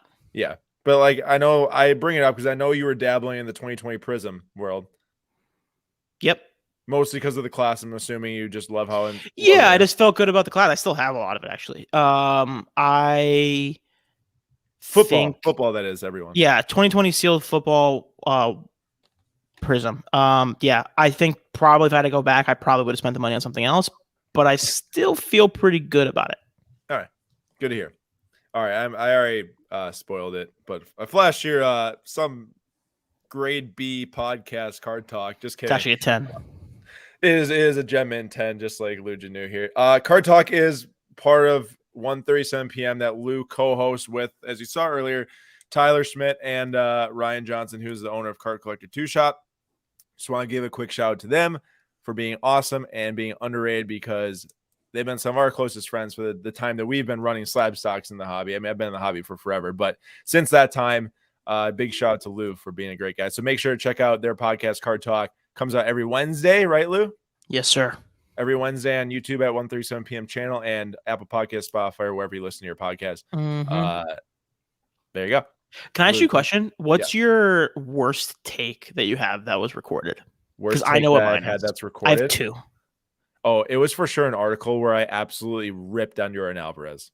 I ripped him apart and I said, this guy is worthless. And then his Bowman Chrome was like $80 and the guy comes on and hits like so many bombs. That was for sure my worst take recording. It was written. I don't think I've had too many like terrible ones where I've been speaking them. But Aaron, who was the guy I hated? Pete Alonso. Nate ripped Pete Alonso. Oh, Pete Alonso. Well, that one kind of worked out. His prices are not very good. No, it was when his stuff was like $20 and they went up to like 300. It was not like when he was like really expensive. It was like way before. Nate and I had 2 super bad misses early on. Mine was Yordan, his was Pete Alonso. We just got wrecked. My easy number 1 pick is when I said that Giannis wasn't that good. Dude, I remember when all you guys were on the Giannis Stings train. I'm like, yo, I still am kind of there in a weird way, but like, Stop it. No, because now I live on the island. You know me very well. I can't let anything like that go. I'll die on that hill. I think Josh Allen's the worst quarterback in football. I'll die on that hill forever. Oh my god. I had a buddy a couple years ago, loved the Bucks, right? Loves talking the Bucks, and is one of those guys that will never lose an argument. And he will never lie down and he will never admit like he is wrong. And is that you, Nate? No, it wasn't me. And he got into a big argument with me about how he thought this was a number of years ago, but maybe a year or 2 after Ben Simmons was drafted, that he said Ben Simmons was better than Giannis. What a take. I love that. And I said, stop it. And he just got so angry that I wouldn't agree with him that I would think Ben Simmons was better than Giannis. And it is the most beautiful thing now because Giannis is a champion and Ben Simmons is going to get traded from his team. That's crazy. That's so out there. I can't believe that. Oh man, that's nuts. I also had buddies who were Timberwolves fans who informed me that at the age of like 22, when Giannis just scored like 23 points and like 8 rebounds and like 3 assists, that he couldn't get any better. I do remember you telling me that. I don't know how you can. He was so young. I know. Do you think Giannis is a Hall of Famer if he retired right now? Giannis, yes, absolutely. 2-time MVP, Defensive Player of the Year, Finals MVP champion. That's a Hall For of the Fame. first time in 50 years to a team that literally got resurrected. He came in here when we were just bottom. Bottom of the Tracy barrel. McGrady's an MVP, and he was out of the league by the age of like 32. A Hall of Famer, you mean? I mean, a Yeah. Hall of Famer. I think it's more. It speaks more to the NBA Hall of Fame, but like the idea that Giannis is a Hall of Famer is like crazy. Anyway. Also, we'll let the comments take this one. We'll pass on commenting so we can keep it moving. But let the comments let it be known if Ben Simmons is underrated or overrated, because Global Sports Investor says underrated. Lou, what's your one word take? Yikes. Yikes. All right, here we have 2018 Prism Luka Doncic base PSA 10, courtesy of SlabStoxPro, pro.slabstox.com right now to create your free account, track data like this and many others. What website? Head-to-head comparisons, many different things. But Lou, the question here is underrated, overrated, and this can be taken a lot of different ways. Base cards in general, and then specifically this card, and what's the future of this in general? Like just the future. Just tell me, Lou. Yeah, as someone who has the answers to every question you've ever asked, Exactly. I am conflicted on this for a couple of reasons. Number one, I think it's great that it's settled down. I think that is a net positive. I think it was very volatile for a while. It was getting really weird. It ran like when it's like $2,000, then it went down to like, as we see here, 700. Yeah, but it was also when it was like it was doing. Remember, it went from like 500 to 1,000 really fast, and then it went from 1,000 to like 750 to like 1,500 like really fast. Do you remember that at all? Yeah. It was like kind of weird, and those numbers probably aren't exactly right, but like it was very weird how volatile it was. Yeah, I think it got made like the Luka base PSA 10 became like the card to describe the card market. And I think it's more fair to say now, like where it is a much fairer value.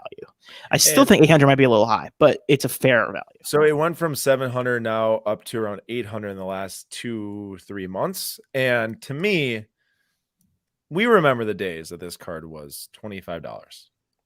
And then it was $75. And then it was $150. And then before you know it, in about 6 months, it's $2,000. And I think that this card means a lot for the hobby. I think that this card is what pulled a lot of people into the hobby, but I still can't get myself to reason $805 on something like this. I know that Jordan 86 Fleer, there's a ton of them, but there's a ton that are not well graded. I mean, this is 20,000 PSA 10s, about 20,000. And I do subscribe to if there's more demand than supply, that's all that matters. But I just think that a lot of people that have been in the car market now for a year to two, because I think we saw this insane growth, which is with so many people coming to the hobby, and then all that demand just kind of flatlines, or at least the amount of people are getting added to the market. And then for the next year, every single person that's in it just keeps on learning about new sets they can buy, learning about new players that they can buy, learning about new anything that they can buy. And that's why you see this, people just start to spread their money out more.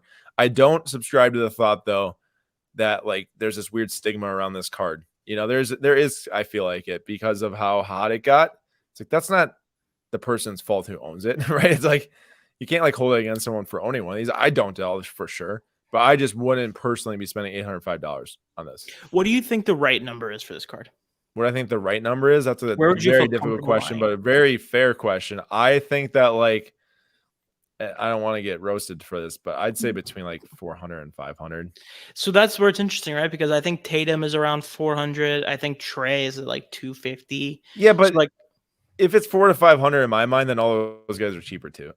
This is me. If I had $800, I would be buying a Noir numbered off 85 Luka Doncic rookie logo card. I am just that type of collector, like. I totally get it. I was saying in terms of like, what do you think it should be valued at, not in its relation to other cards. Okay. That's fair. Because I think this still has like some juice of like people don't want to get rid of it. Yeah, no, I think so too. I mean, there's definitely people who are holding on to this that don't want to sell it. And I think the global sports car investor is right. I think it could go back over $1,000. I mean, this is the card. People care about what is the iconic card of a player. And you see it with Jordan. Otherwise, the Nike 85 and the Star 84 would be worth more than the 86. And I also don't want to lose that like he is kind of like the best young player in the NBA. Hey, apropos to nothing we're talking about here, but to Luka Doncic, fun fact for you. Luka Doncic's career free throw percentage is less than 2% better than Giannis's. Yep. Wow. He's not a good free throw shooter. And that's why I think he's not a good 3-point shooter. I think he's a clutch 3-point shooter. I don't think he's a good 3-point shooter. He's a clutch player. It's very clear. Yeah, he's a clutch 3-point shooter who hits them when it really does matter, and he shoots volume and he makes them look cool because he hits step backs, but just not a good 3-point shooter, not a good shooter in general, I think. But that's not to say he's 35% last year on 8 a game, which, I mean, he's taking a lot. If you're shooting 35% on 2, you're shooting 35% on 8, that's a lot I better. agree. I agree that that's not like the worst, but I wouldn't call him a good shooter, I suppose, is what I'm trying to say, in my mind. Yeah, exactly. 20,000 copies at $800 is a $16 million market cap for that card, which is insane. And you compare that to a guy like Giannis, and I'm sure it blows out of the water. You know, like that's how crazy that card is valued, which is interesting to compare market caps because it kind of does compare the overall demand versus just the single price. And we'll transition that into the LeBron, which has gone through some interesting trends over the last 6 months. It hit a rebound going to the National, and then it dipped back down again. Now it's at $17,200.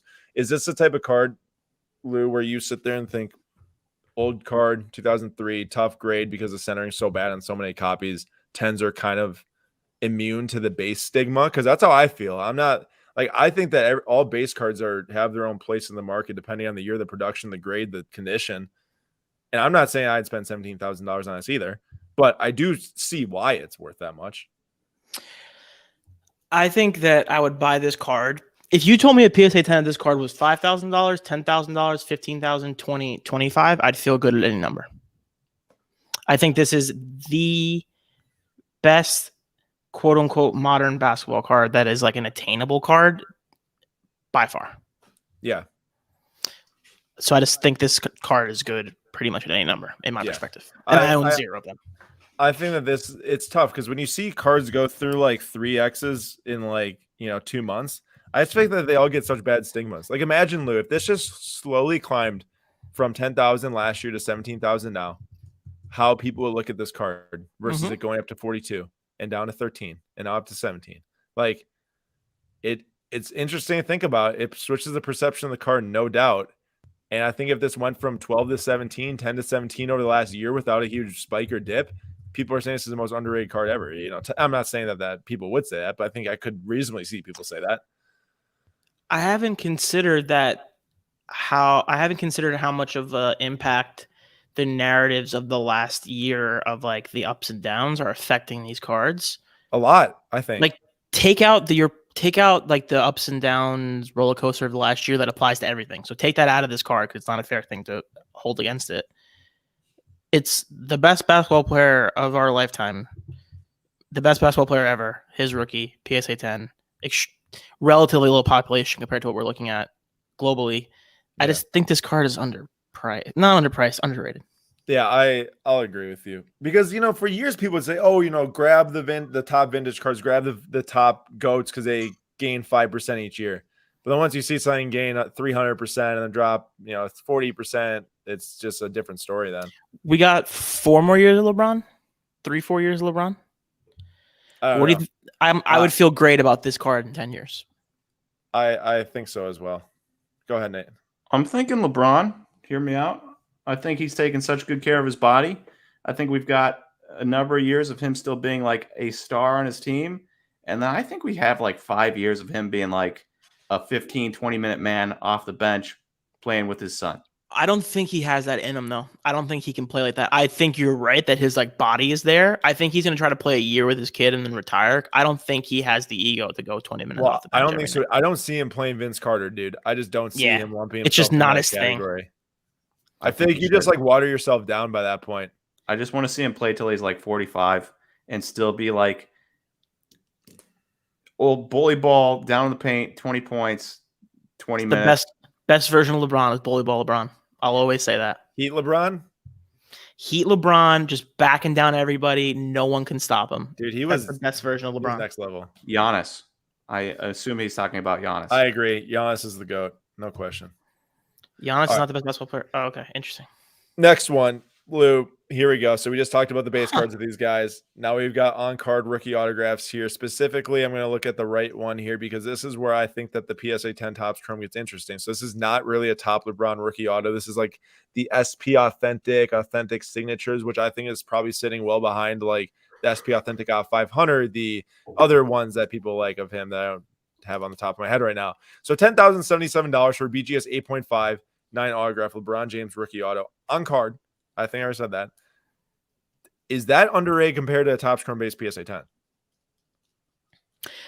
I'm going to say no. And I'm going to say no because it's an 8.5. And I think if there's any guy who signed a lot of autographs his rookie year, it's LeBron James. He had a lot of random autographs out there. Tons. And the only reason I'm saying I think it's a great card, I actually would probably buy it at that price. But yeah, he signed a lot of autographs. Not as much as the guy signed today, I'll tell you that much. Totally. But also something to keep in mind is that he doesn't sign in any licensed material anymore, too. So it's interesting debate, is at least the very least. And I think the same thing applies here for Luka. Now, obviously, there's so many more Luka PSA 10s out there based than LeBron's Topps Chrome, so it's hard to get that value to match the 10K. But 9.510 of a non-Luka mom autograph, conspiracy theory, Optic Contenders rookie out, $10,100. It seems crazy at first glance, but what do you think, Lou? One of my favorite cards. I love Contenders Optic. Wow, I did hear you say that one time. I love these cards. I love rookie tickets. They're so cool. I think they're cool. People love tickets, you know. So I think that's a good card. What's the question? Overrated, underrated on the price? I mean, yeah, in a sense, it's harder to directly compare to like the PSA 10 base because of how different the price is, but there's so many more of the base. So like market cap's obviously way higher in the base than this card. But here's a question. Would you rather have 2 PSA 10 silvers or this prisms or this? I'd rather have this. Yeah, me too. Yeah. And I think that while there's no proof, there's pretty good reason to think that he signed this one for sure, which I think has got a lot of people buying these because these were redemptions. You know, the redemptions that came out of the later products, people go nuts for those. I don't know this for sure, but I think everyone would be surprised to know how many people have other people sign things for them. It's a fair point. Athletes, you know what I'm saying? Like, yeah, like LaMelo Ball and Miles Bridges. Who knows if that's real or not? But like that's like a meme or whatever. But like, I feel pretty confident that there's a decent amount of guys having like other people sign stuff for them. Like Luka's not the first guy to do this. You know what I mean? No, I just think that's so funny how many people jump all over it. All right, what do we got here? This is just a brief side topic too. 6-figure investments of non-one-of-one modern basketball cards. I think this is crazy, Lou. Could not be me. What?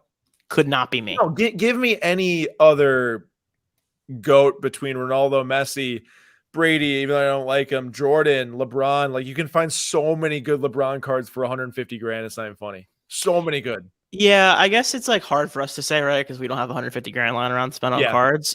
So like it's all relative. Like I think there might be some people who say like you're an idiot if you buy a Mason Mount Color Blast. Yeah.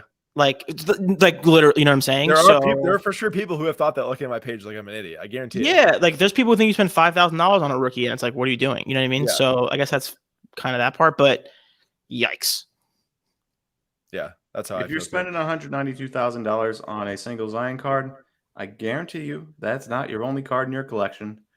And $192,000. It's just so high risk. Yeah. And anyone in the comments too. I know that we're like guys that can't buy these. I don't know how many people in the comments could, but at least let us know your thoughts on these 150 grand for LaMelo Black Gold out 5 PSA 9 and Zion Black Gold out 5 BGS 9 for 192. Now the other reason why this doesn't make sense to me, it's not like Black Gold's that awesome. It's been around for 3 years. I don't know how other people feel. I'm just not that crazy for it. Which one do you like the most of like the, you know what I mean? Like the non-numbered. Yeah. Well, I mean, I'm a gold guy. I mean, I'd rather have a true gold than a black gold at 5. Huh. You opposite? You rather have a black gold? I think black gold. I think this LaMelo card's very, very pretty. So that's kind of where my energy is right now. And I like the Trey Black Gold is a really nice card too. So The yeah, trade, okay, I will. Because Am Rips has. I'm sure you've seen it from him. that's where I've seen it. Yeah. Yeah. Those are the 2018 is pretty good looking. Yeah. I have Holland in here. I know you're not a huge soccer guy, Lou, but like, what do you think of the Holland market? His stuff is selling. You can find rookie cards that are selling for well above Messi, BGS 95s probably. Someone said I like 200K worth of gold bars. Facts. I know nothing about soccer. I have just given up. It's a losing fight. I'm never going to watch it. I'm never going to like it. Other people are going to like it. And that's just the way it's going to be. What I know about Erling Haaland is that he's never going to be playing in a big time tournament. Dude, he's going to carry Norway to the World Cup this year. No, he's not, though. Have you looked at the standings, bro? I have no idea. Also, if this is wrong, you can talk to Tyler Schmidt. My understanding is that they have no chance to make the World Cup. They don't have no chance to get to the World Cup. Now, I will agree with you that the chances of them doing anything, or at least making it for sure, is smaller compared to a France with Mbappe, and stuff like that. But he's been playing, like, carrying them on their back. I think that right now they are qualifying for the World Cup. Now there is still another 18 matches, I think, to qualify. And now here's my question, right? Like, they make the World Cup, wouldn't they get just bounced in the group stage immediately? Yeah, so that's a good point. Yes, they would. So that's what I was trying to say. Like, they won't make it far. And that's on an ESPN at 3:00 on a Wednesday. Like, no one's the attention isn't nearly what you need it to be. No, I think that Holland is a good buy alone from the fact that club play happens so frequently. Yeah, so I don't know anything about that, so I'm probably not the right person for this. All right, that's fine. I mean, I do agree that international matters a lot, but Messi didn't even win his first international trophy until this year, and he's been playing for 18 years now, and he's the GOAT, and that clearly hasn't affected. I mean, he's played in the tournaments, he's made a World Cup final, obviously, but I like Holland. I think that he's underrated in a sense of he might be the best top 5 goal scorer of all time by the time he's done playing. The dude's already set records that people who are amazing at soccer haven't even touched yet.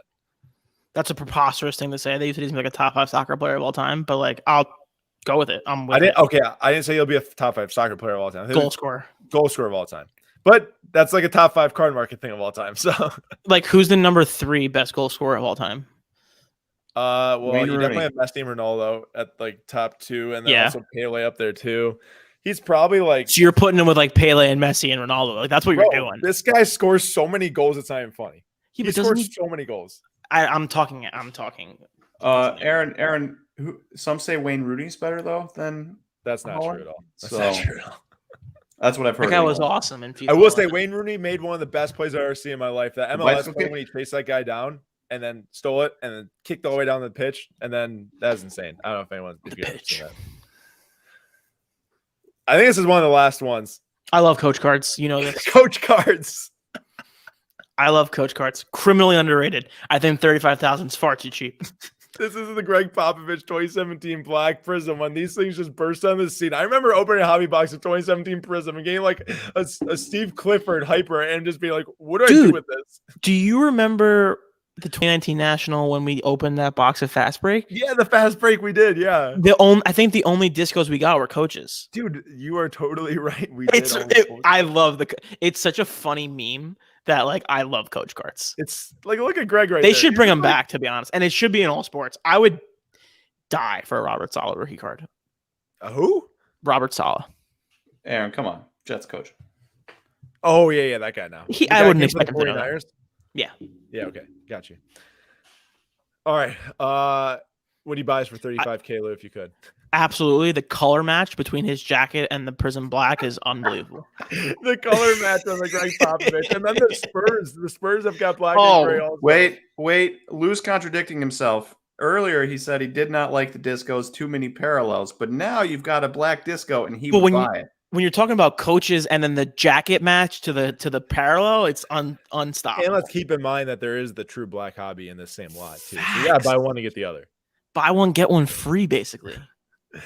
All right, that was our last debate of the day. Tomorrow we have got Slab Stocks breaks going down at 3 p.m. Eastern time. I'm opening up soccer. There's still some left at slabstocks.com/shop. But on Wednesday, Nate's making his intro to his own breaking streams. He is kicking off his Wednesday breaking. He has got the select basketball break all sold out, but there are 6 packs left of 2021 Topps Chrome Galaxy Star Wars Hobby at slabstocks.com/shop. So if you want to support us, jump in on some breaks for tomorrow. Very excited for the 2018 Donruss Soccer that I'm doing. Some just huge set. Love it. Sapphire as well. SlabStox.com/shop. And with that, that's it. I mean, that was a long stream, but that was well worth it because Lou is the man, and there were a ton of questions that people submitted throughout, I feel like, or at least comments that they had, and there was a lot of good energy in it. So, Lou, thank you for coming. I had a great time. I love talking to you guys. You're my Lou, favorite. I love talking to you too, bro. Where can they find you? Is at Card Flipping the good place? They can find me at Card Flipping. So what do you guys think about having 2 Instagrams? Well, I have got like the main page that I run, and then I got like my SlabStox Aaron page. And then Nate's got like the SlabStox Nate and the Dinging Corners page now. Are you saying like a personal page? Like yeah, like I've gone back and forth on this. Like I made Card Flipping because my friends didn't care about cards anymore. And now it's like too much work going back and forth between 2 Instagram accounts. So like I kind of want to just bail and go back to my own Instagram. Lou, I completely kicked all social media to the curb outside of cards once I went in like so deep on this. Like I started my SlabStox Aaron page, and I have not touched my like college Instagram. Yeah, I mean that's crazy. Like I have people who love me who want to talk to me. So like Dude, I need to. I literally can't tell you anything about anyone that went to my high school outside my immediate friend. I know nothing about anyone that I like used to know like from high school. Well, that's because you're a grinder and you're better than all of us. I could never. Well, I don't know if that makes me better. That just makes me. It does. Like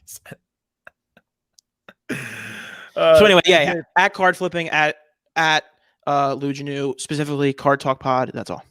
There you go. Ricardo says, awesome stream, cards, coins, and crypto. Oh, thanks, guys. This was awesome. Well, hey, thank you, everyone, for joining. That was a great audience. There's a lot of people saying a lot of different things, a lot of good takes. Nate, thanks for joining as well, like you do every week. I don't know. Hey, one last thing. I'd like to say that even though Lou thinks I'm overrated, I'd like to say that Lou is underrated. Yeah, and I would also say that, thank you for that. I would also say that if people don't know me and Nate, for some reason I just decided that I could like needle Nate, and that's just what I've done since I've known him. I love Nate. Lou, one more thing. Jordan Marseille's logo, underrated, overrated? Underrated, criminal. How cool is that? So underrated. All right, everyone. Thank you so much for joining. We appreciate you a lot, and we'll see you all next week and tomorrow at the breaks at 3 p.m. Eastern time.